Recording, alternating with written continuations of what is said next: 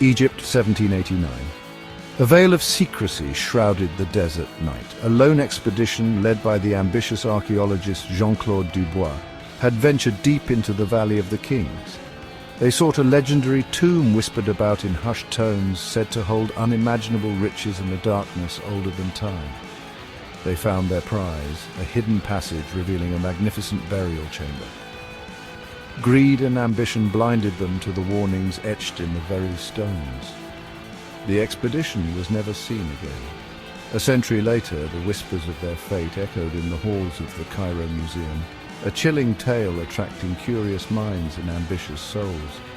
The sands of time had buried the truth, leaving behind a legacy of fear and speculation. The desert, a silent sentinel, held its secrets close. Professor Edward Ashton, renowned Egyptologist, sat in his dimly lit study.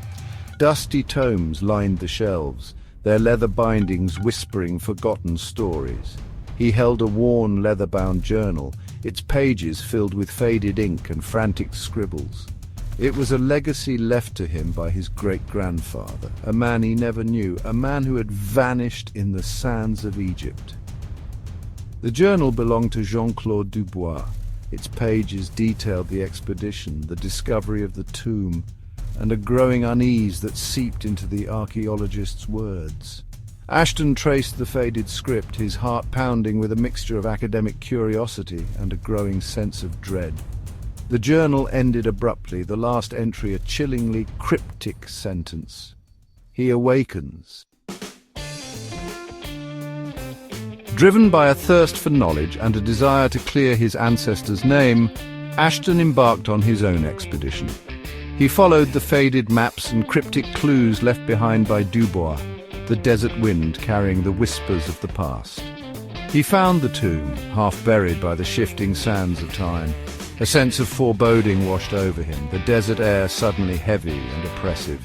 The entrance, once grand, was now a gaping maw, swallowing the light and exuding an unnatural chill. Ashton and his team entered, their footsteps echoing in the oppressive silence. Hieroglyphs depicting ancient rituals and warnings lined the walls, their colors still vibrant despite the passage of time. Section 4. Shadows in the sand. Days turned into weeks as they explored the labyrinthine depths of the tomb. Unease settled upon the team, a palpable tension thickening the air.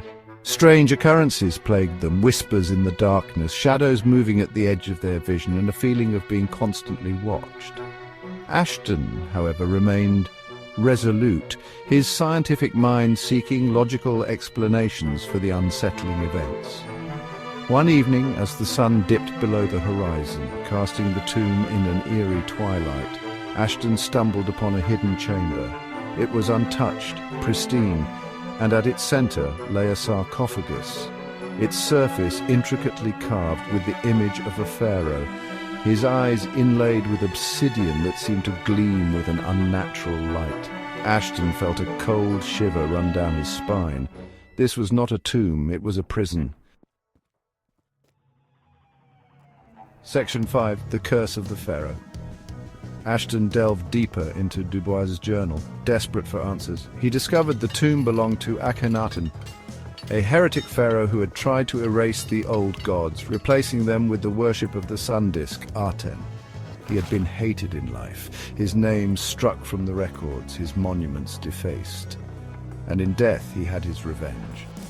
The hieroglyphs on the walls told a different story, one of a powerful curse laid upon those who dared disturb Akhenaten's eternal slumber, a curse that promised eternal darkness and suffering, a fate that had befallen Dubois and his men. Ashton realized with chilling certainty that the disturbances were not tricks of the mind, but the stirrings of a malevolent entity, its power growing with each passing moment. Section 6. The Final Revelation.